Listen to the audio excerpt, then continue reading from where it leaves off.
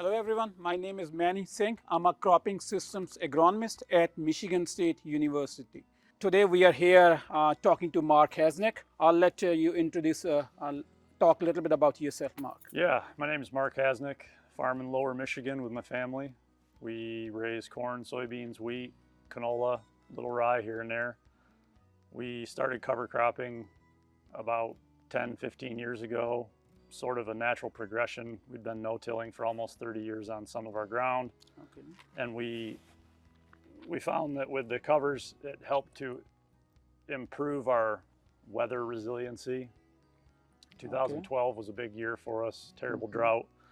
Our no-till corn yielded 130, and our fit ground, well, our average was 78. So by 2015, I think we were 100% no-till and 100% cover crop. Okay, so it's interesting you mentioned that extreme year, 2012, right?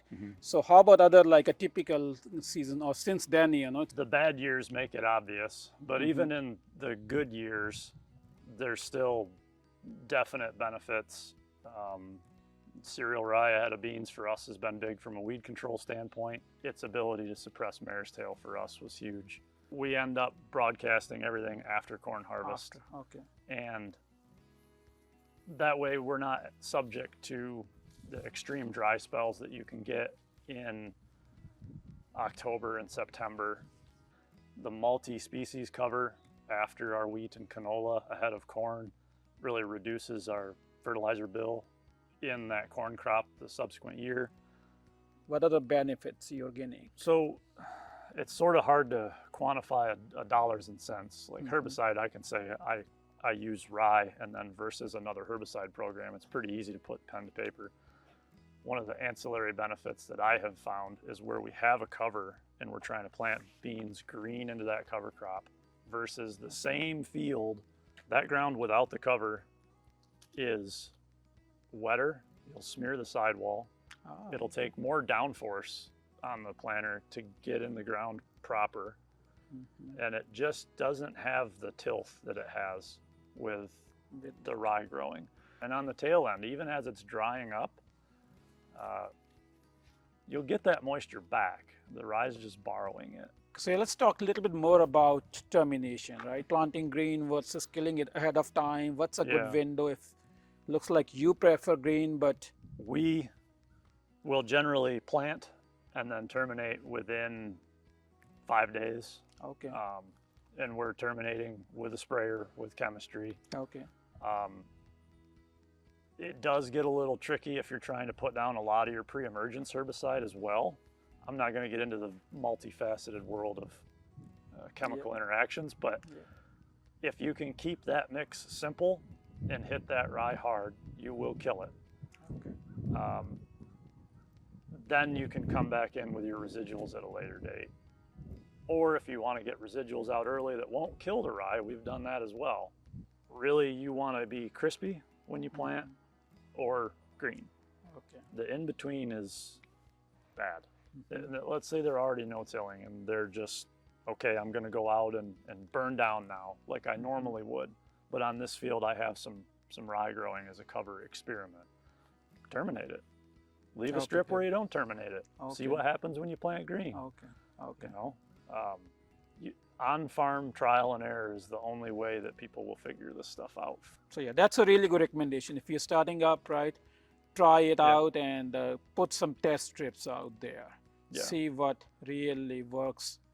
Any ideas on, again, if I'm starting, you know, what are the biggest challenges I might face that will sort of ease out down the road, you know, so I'm not like willing to give up. I'm just thinking, you know, like some quick, you know, rule of thumbs that you can give to someone who's starting and sort of encouraging them not to give up or be aware of X, Y, and Z.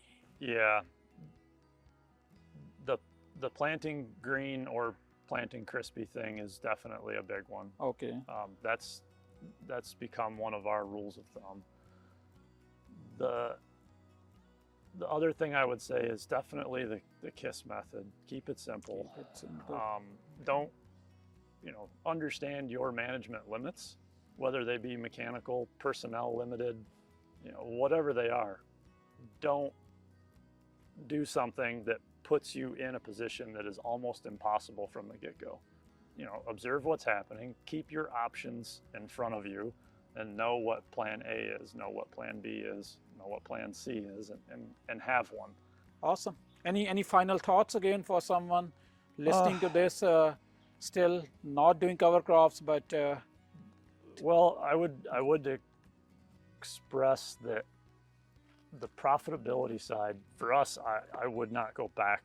Reach out to guys that are learning stuff.